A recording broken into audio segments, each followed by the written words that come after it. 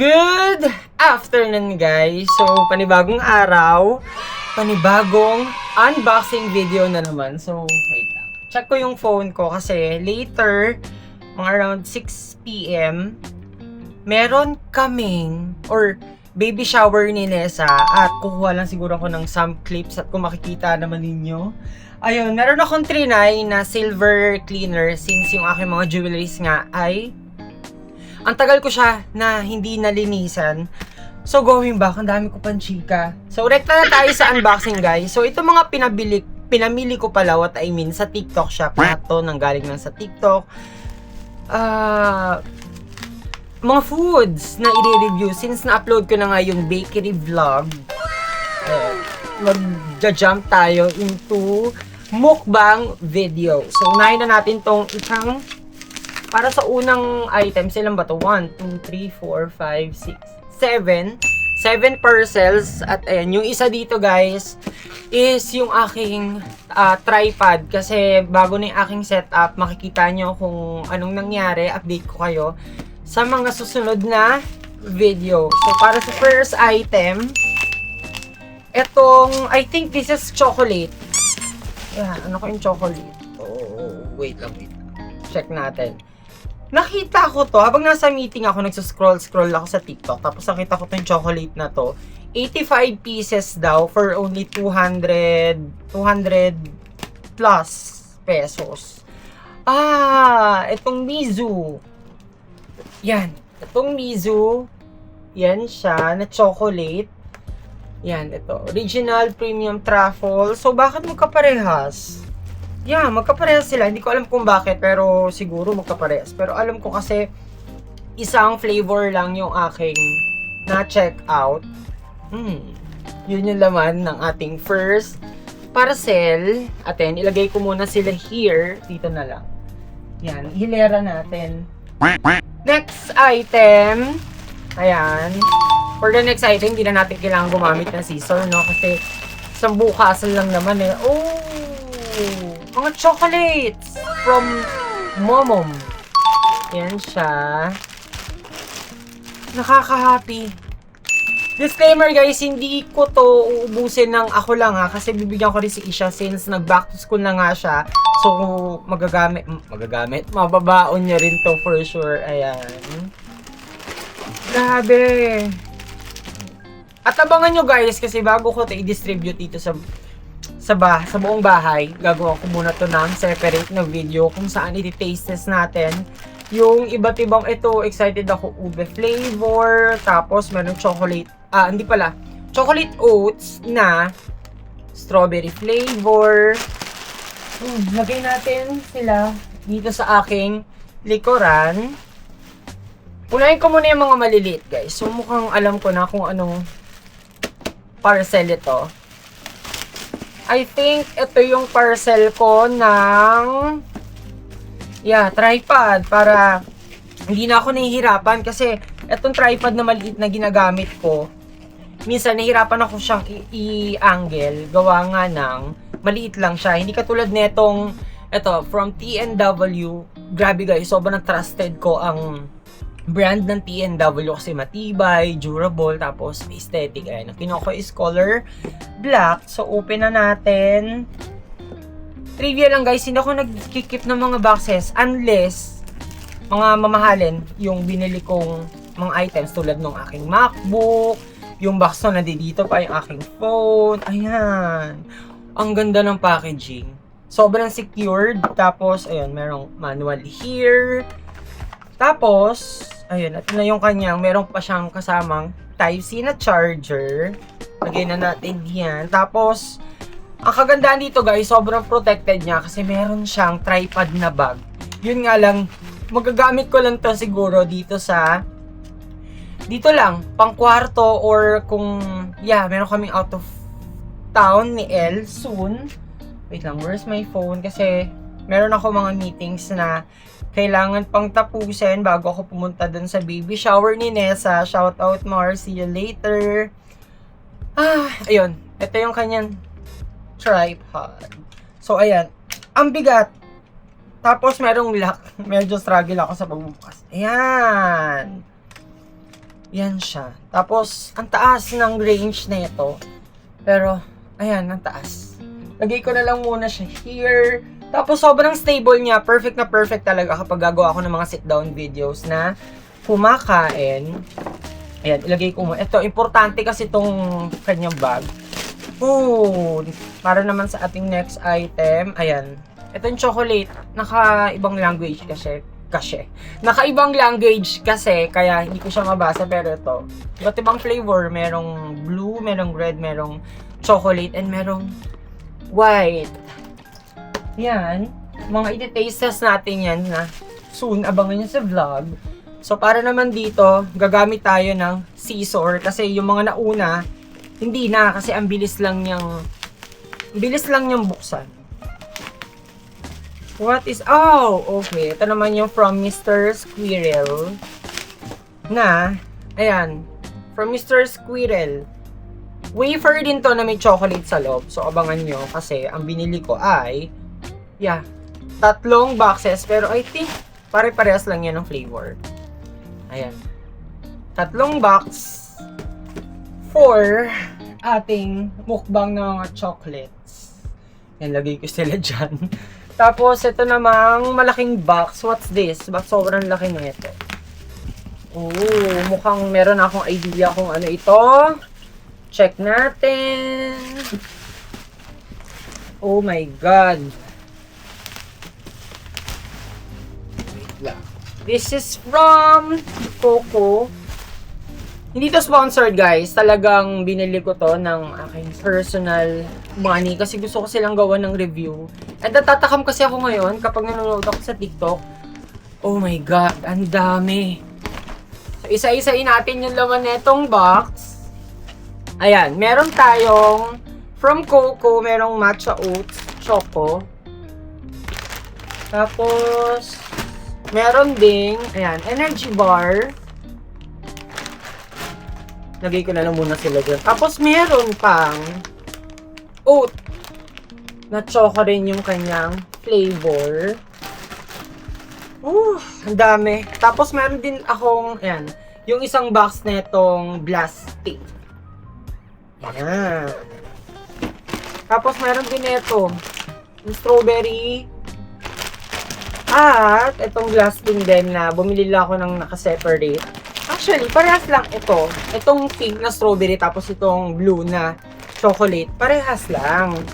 Parehas lang dito. Ayan. Hindi ko pa alam kung bakit, pero ayan. Tapos, meron lang dito. I think kailangan ko rin silang ibalik para organize.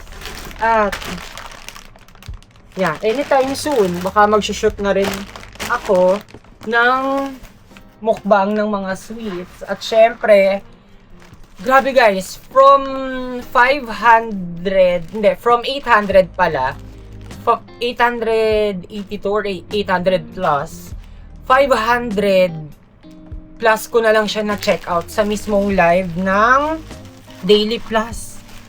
At ayan. So, bumili na ako ulit ng 3. Ayan, bumili na ako ulit ng 3 set para meron tayong pang-restock here. At ayan. So far, wala naman ako nakalimutang i-unbox. Yun lang. At kailangan kong tanggalin.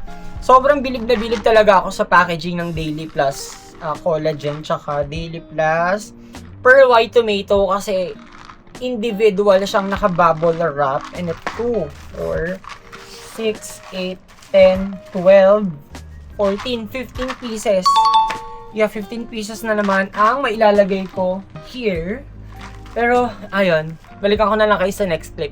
While walking, nandito ako ngayon guys sa may Trinoma. And merong event for the fans of BTS. Kasi, nakita lang ako doon sa ano. Wait lang, pakita natin. Ito guys. Make sure po. Pero ito siya. Makita kayo. Yan. Purple. Tapos, banan. Okay. On my 2, 3. ayun sila guys. Sobrang ako kasing nakitan. Pagdaan ko kanina, sabi ko anong event na meron, yung pala BTS. Yan, i-zoom ko, pakita ko sa inyo. Ang lalaki ng ulo. Ang cute. Alright. Thank you so much, guys. And Set na, natapos ko na lahat ng meeting ko for today. At ayun, I'm currently walking papunta dun sa sakayan ng jeep going sa apartment ni El. Pero baka siguro dadaan muna ako ng palengke kasi gusto kong magluto. I'm thinking of cooking adobo or something na merong sabaw like sinigang, tinola, or sinampalok manok. Masarap kasi sakto guys. Umuulan at update sa aking face. Ayan. Grabe, ang sakit niya na. Tapos, yung dito sa gilid ng aking mouth, medyo nagkakaroon siya ng sugat kasi dahil nga sa, syempre pa iba-iba yung panahon. Minsan, iinit. Tapos sa apartment ni El, yung sa room niya, grabe, sobrang lakas ng aircon. Kaya hindi rin kasing, hindi maiwasan na hindi mag-crack yung aking lips. Ayan ang nagiging dilemma ko kapag sobrang lamig ng ambience. Tapos, biglang iinit, ang gulo. Kahit yung skin ko naguguluhan din. Pero ayan, hindi talaga mawawala sa routine namin ang kumain sa labas kapag, wait lang, patayin ko. Kapag day off ni El, actually ang oras it's already magsi-7 na kasi 6:56 na ng gabi at punta kami sa may Shanghai Saloon. Actually, hindi yun yung first option namin kanina. Gusto niya daw kumain sa Texas Roadhouse kasi gusto niya matikman yung bread. Tapos, nag-Yangdam din yung sa may Maginhawa. Pero sabi ko, same lang naman ang price yung rate dun sa Shanghai Saloon tsaka sa Yangdam din. Yun nga lang kasi pag sa Yangdam din, parang nakasave na kami ng 100 pesos plus yung pamasahe pa namin. Papunta, yung sa may Shanghai Saloon, ito lang yung sa may SM North at update ko na lang kayo guys. Update ko na lang kayo pag nandoon na kami.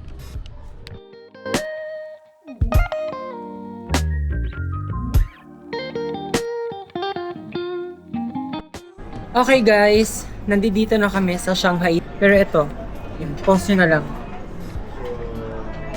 Tapos, ayun, checkan. Si El nag-check na. Pero ako, titignan ko lang kung ano yung kanilang nasa menu. 988 pesos. Unlimited na siya. Plus, meron ding unlimited na Peking duck. Okay na guys, may mga orders na dumating at Peking duck. Tapos yung kanyang, ay wait lang, eto, ano to lab? Sweet and sour na fish. Tapos ito chicken. Eto chicken din. Yan. Eto. Okay. Tapos syempre, hindi mawawala yung kanin. Pero umorder din kami ng kanin. Yan, yellow rice. Galuin ko na nga lang. Tapos, ano pa ba? Marami pa kaming orders tulad nitong, yan. And wait. Try natin to.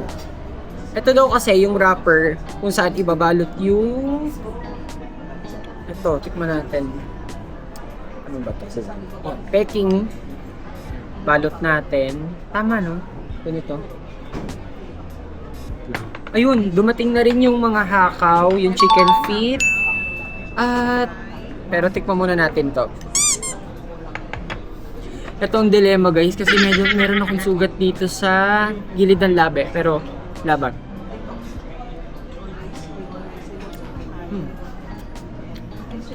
Sarap. Ang chili.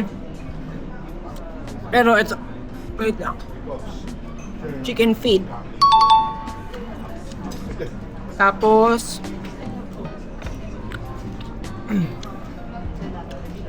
dahakaw. At, yan. 2 pieces ng big siomai. So, malaki nga. Pero, time-lapse ko muna para makakain kami ni El ng maayos.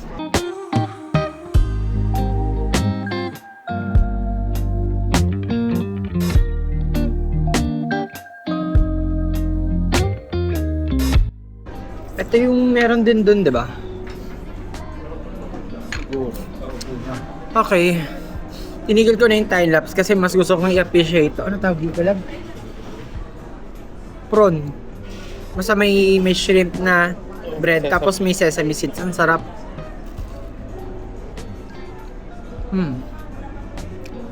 Tapos yung kanilang hakaw, yung kanilang pansit. Ha? Yan, sarap. Peking duck na sinuso ko sa kanyang sauce.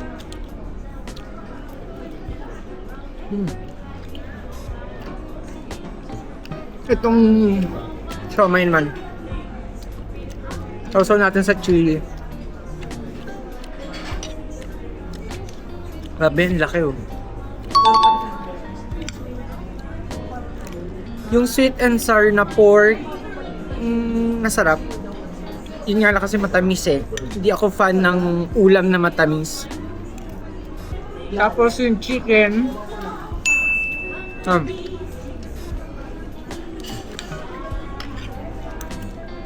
nalagyan natin ng konting toyo.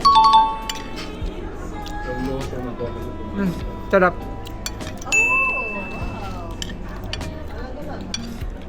Siyempre meron pa akong white rice para sa second round kasi ang dami pa naming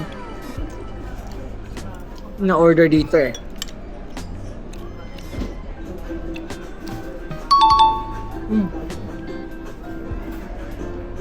Yung siomai nila, good for 4 slices kasi ang laki.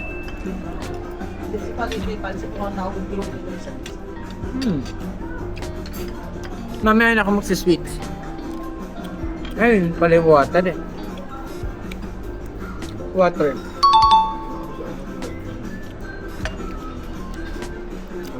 Binigyan na tayo ng picture.